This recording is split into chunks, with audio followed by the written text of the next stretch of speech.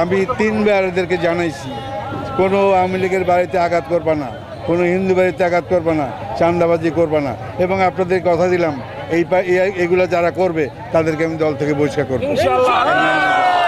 আমি এটা করবো ইনশাল্লাহ। এতে কোনো মাফ নাই, কোনো সেটা আমার আপন ভাই হলো মাফ নাই। আমি এতদিন পরে আসছি, এই জন্য আমার দেশের যে সমস্ত ছেলেপেলে মারা গেছে তাদের কাছে আমি কৃতজ্ঞ। আমরা ভাবছিলাম যে এই জীবনে মনে হয় আর দেশ আসতে যাবে না। 6 বছর পরে আমি আসছি, এবং আমাদের যেসব শহীদরা, এইসব ছেলেরা জীবন দিয়ে এই দেশটা স্বাধীন করছে নতুন করে, আমি আমার বিনম্র চিত্তে আমি তাদের কাছে কৃতজ্ঞ। তাদের এই ঘটনা না ঘটলে আমি 6 বছর পরে আসছি, 10 বছর মনে আসতে পারতাম না। তাদের অনুভূতি প্রকাশ করার কোনো ভাষা আমার দ্বারা জানা নেই।